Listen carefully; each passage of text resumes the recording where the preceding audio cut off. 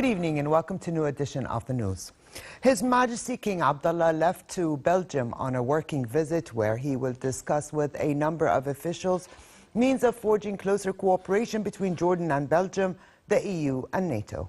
During the visit, His Majesty will hold talks with Belgian Prime Minister Charles Michel and will also meet with European Council President Donald Tusk, President of the European Commission Jean-Claude Juncker, and EU High Representative for Foreign Affairs and Security Policy Federica Mogherini.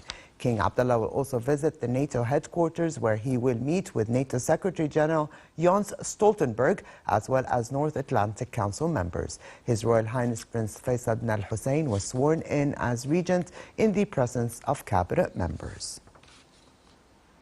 His Majesty King Abdullah inaugurated a Junaid Classic Fashion Factory in Ajloon Governorate, which offers 700 job opportunities for the local community. His Majesty also checked on programs offered at the Vocational Training Institute, where 393 students are currently training. A Junaid Classic Fashion Factory was established at a cost of 3 million JDs by an Indian investor as part of the second phase of the Productive Branches Initiative launched in 2008 in Shobak district. His Majesty toured the factory and was briefed on the various processes of apparel manufacturing to produce clothing for a number of international brands. A total of 443 employees from the local community currently work at the factory, and it will expand to hire at full capacity. The King was briefed by Labour Minister Samir Imrad on plans within the Productive Branches Initiative, which entails establishing factories, especially in the garment industry, to manufacture products for exporting to international markets.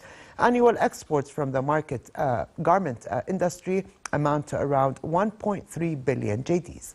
The factory in Ajloon was established on a 6,000 square meter area and includes a creche that can accommodate 100 children and a medical clinic. His Majesty laid the cornerstone of the factory during a visit to Ajloon in 2017. At the Vocational Training Institute, King Abdullah stressed the importance of expanding vocational and investment programs and nurturing the talents of excelling students by providing advanced internship programs and building on their expertise to enable them to secure job opportunities.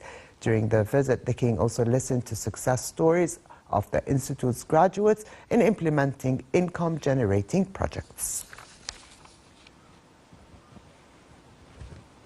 His Majesty King Abdullah discussed with Japanese Prime Minister Shinzo Abe Jordanian-Japanese ties and means of boosting the strategic partnership between the two countries.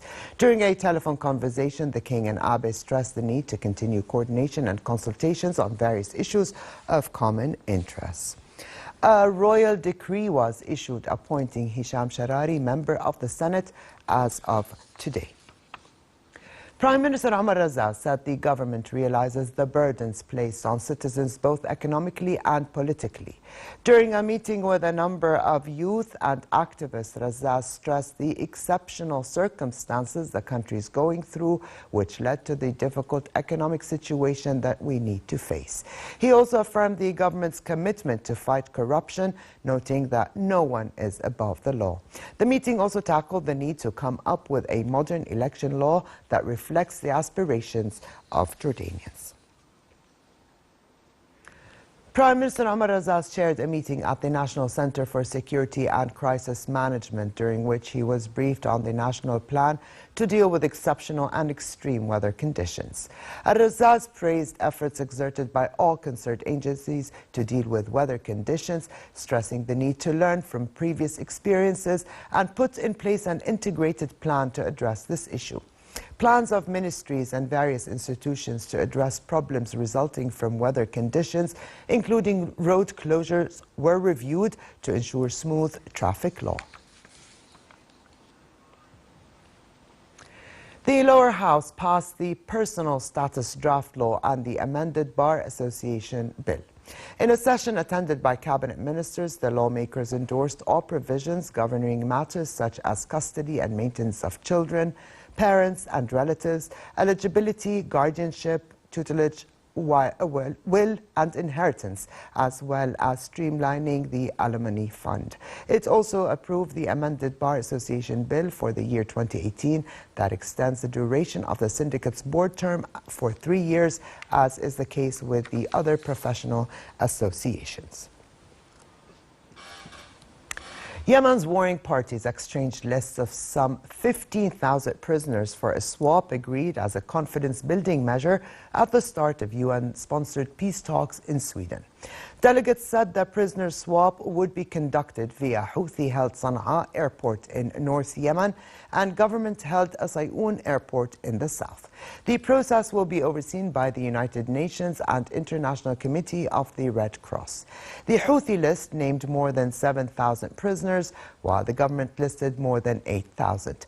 The exchange is due to take place on January 20th if both sides committed to the agreement. Meanwhile, UN Secretary General Antonio Guterres is expected to travel to Sweden tomorrow to support his Yemen Special Envoy's efforts before the current talks conclude on Thursday. Time magazine named a group of journalists as its Person of the Year in a cover headlined "The Guardians and the War on Truth." The honor went to a series of journalists, including Jamal Khashoggi, the journalist killed in the mass shooting at the Capital Gazette in Maryland in June, 2 Reuters reporters jailed in Myanmar, and Maria Risa, a journalist in the Philippines facing tax evasion charges. The 4 groups were highlighted on 4 separate covers of the magazine. The magazine's annual distinction is intended to recognize a person, group, thing, or idea that had the greatest influence on world events that year.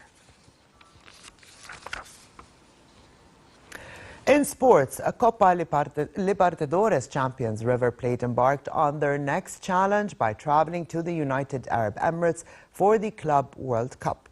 River's 3-1 victory in Madrid over arch-rivals Boca Juniors secured their place at the annual competition, which features 7 teams, including the 6 winners of each continent's version of the Champions League.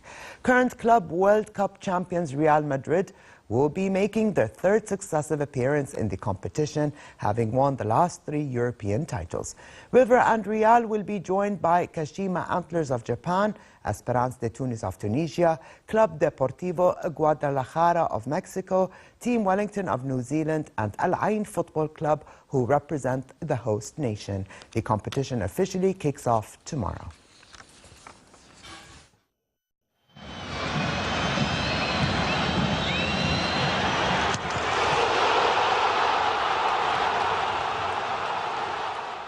And finally, for a quick look at the weather, a depression centered over Turkey is expected to affect the country tomorrow, creating cold and cloudy conditions with scattered rain accompanied by thunder and hail. Winds will be westerly moderate to brisk. Amman can expect a high of 14 degrees Celsius and a low of 7. Pleasant conditions prevail in the Gulf of Aqaba with daytime temperatures at 24 degrees, dropping down to 13 at night. And with this, we come to the end of this edition of the news. I'm Alia Tuqan. Thank you for joining us. Have a good night, and I'll see you tomorrow.